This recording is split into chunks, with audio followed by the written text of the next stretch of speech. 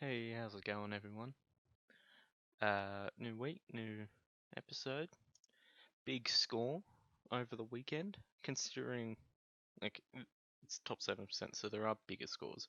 But considering I don't know what happened, I had a bit of brain lag. I need that new Elon Musk Neuralink thing. Um, my brain lagged and forgot to take Hearn out or put the E on Log. Um, I've got it on him now, but that's because I've already done what I needed to do. But yeah, Hearn was a laid out, which whatever. I part like he was injured, but I think it was just a bit too I don't know, suspicious, this injury. But yeah, I didn't have the Eon Logue for some reason. Couldn't tell you why, because I have no idea. So even with the donut, I got that.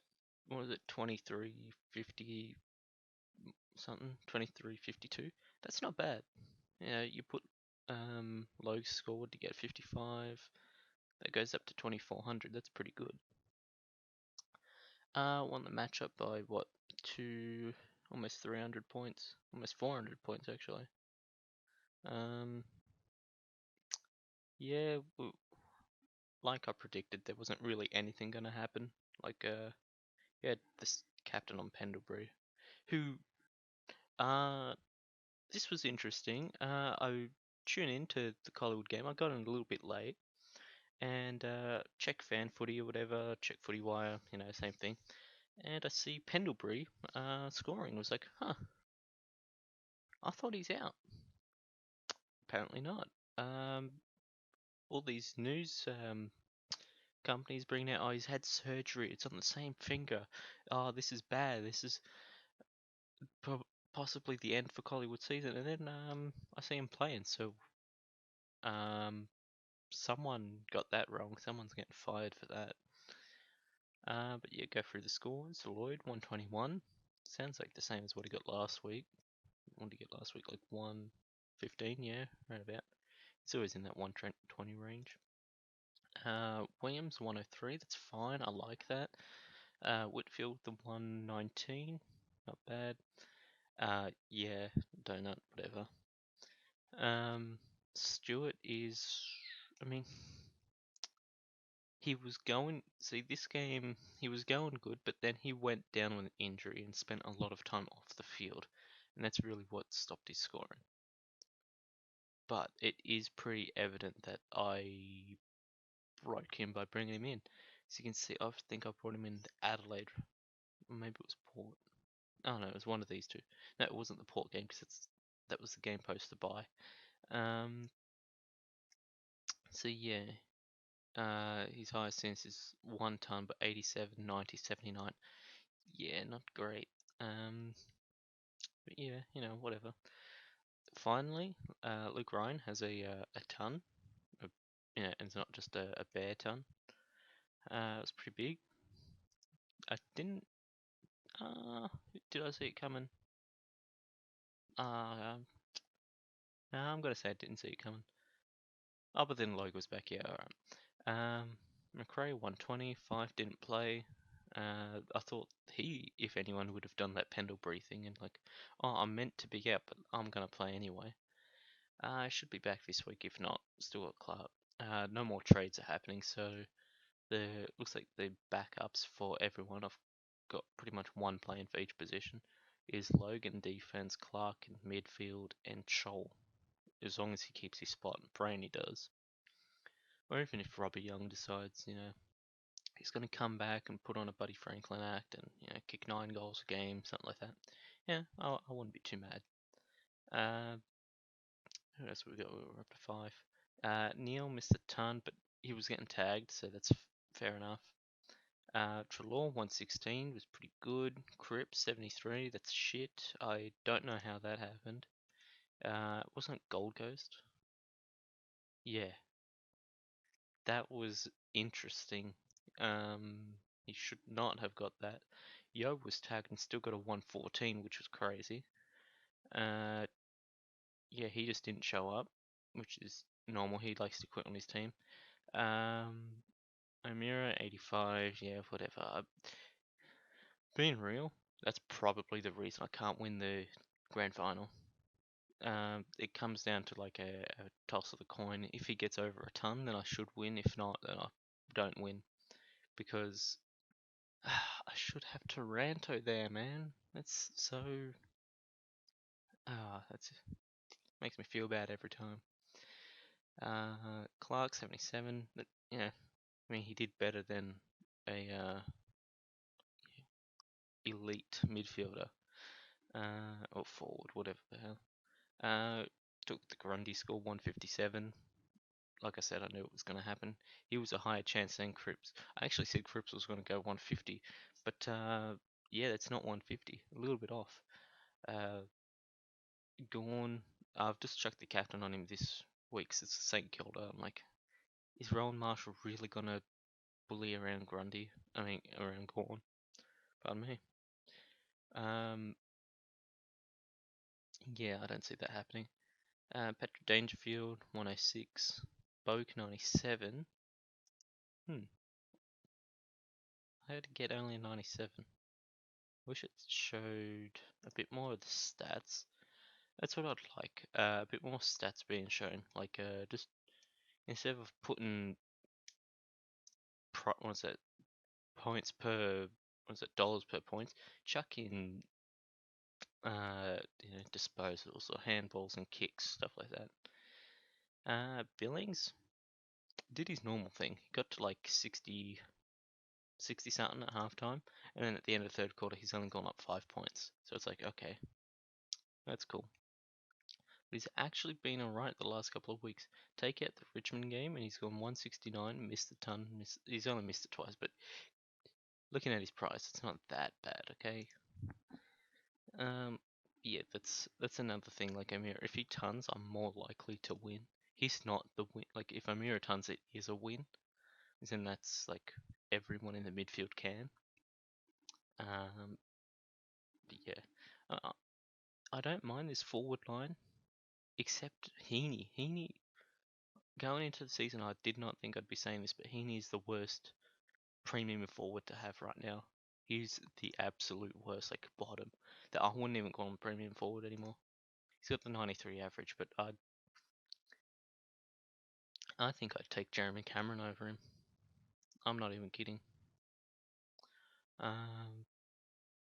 Yeah, but that's the scores for the week. Walters 104, Warple 105. He's coming into his own with the new way Hawthorn's playing. I'm not going to say it's new because they've been playing it all season. It's just, it's starting to work.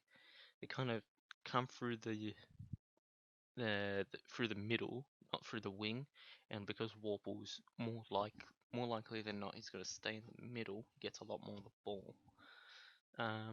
But then that impacts Amira's score because Amira isn't exactly in the middle. He's kind of to a side. He likes to pick a side. And what doesn't help is when Amira just decided there was about 3 points in the game. He had the ball and he could have just kicked it away, handballed away, done anything, but he decided to take on someone like Dangerfield or something one-on-one. Not too sure about that, bro. You ain't that fast and you ain't got the moves. For the final matchup of this regular season, we got 18th place, 0-16, predicted to win by 600 points. Could win by up to 1,000 points. I'm not even joking. If I go back to the last week, see what he scored last week. 1,300. Yeah, I can almost win by 1,200 points. Maybe 1,500. I'm not, and it's a shame I didn't have matches like this a bit. Would I want it earlier? Nah, because this is kind of like securing top 4. Even though it's pretty much already secured, I don't think I can fall out. Yeah, don't really need to look at that. I've won by more than enough points. If we have a look, first is secured, even with a loss. Third, I could move up to third if I can get, what's that? I need 1.9 points 1.9 percentage points to move up. And who is this guy going up against? I'm going to check the results. Fixtures around 19. Looking. I'm a little bit blind here we are. Verse 10th, there's a chance, but I'm not going to say it's a high chance. By me, I don't know what's going on in Burford all the time now.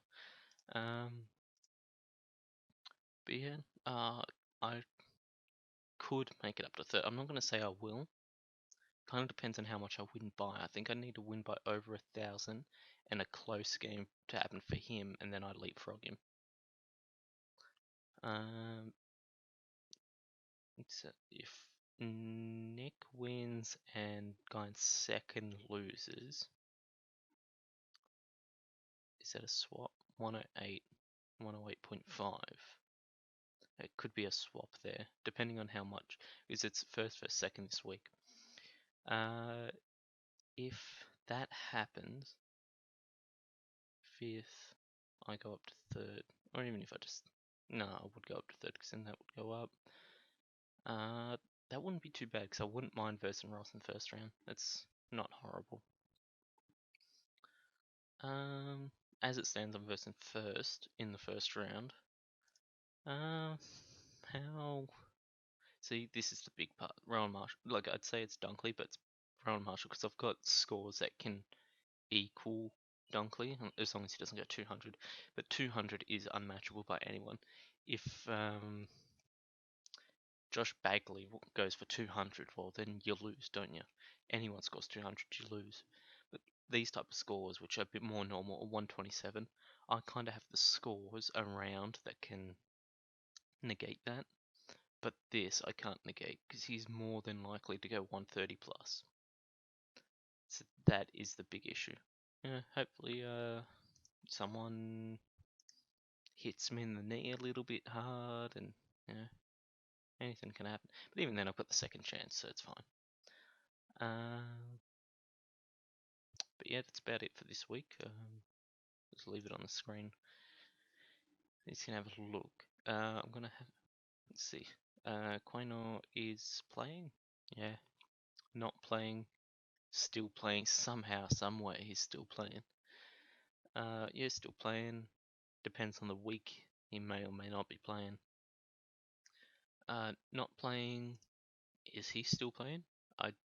He is still playing. I don't know how that's happened. Yeah, Aldiu is not good. McGuffin might be out. Venables doesn't play. Gorn, Petrarca. Petrarca's trash. Robbie Gray. Is Robbie Gray still playing? I want to say he had an injury, but looks like he still plays. Devin Smith doesn't play. Corey Ellis has just now returned. Oh, how great. How wonderful. Michael Hurley and Josh Ridley. Okay, so there's not as many not playing as I thought. So maybe he'll get like a 1700 score. Now I'm hoping Fife doesn't play. But you sound very confident in playing. Yeah, I'm hoping Fife doesn't play now and he cops another donut in captaincy.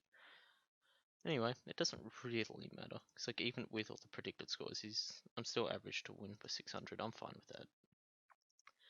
that. Yeah, that's it for this week. Next time we come to you will be week 1 of the finals. Probably still versing first. More than likely versing first. Till then, I'll see you all next time. Big Tasty out.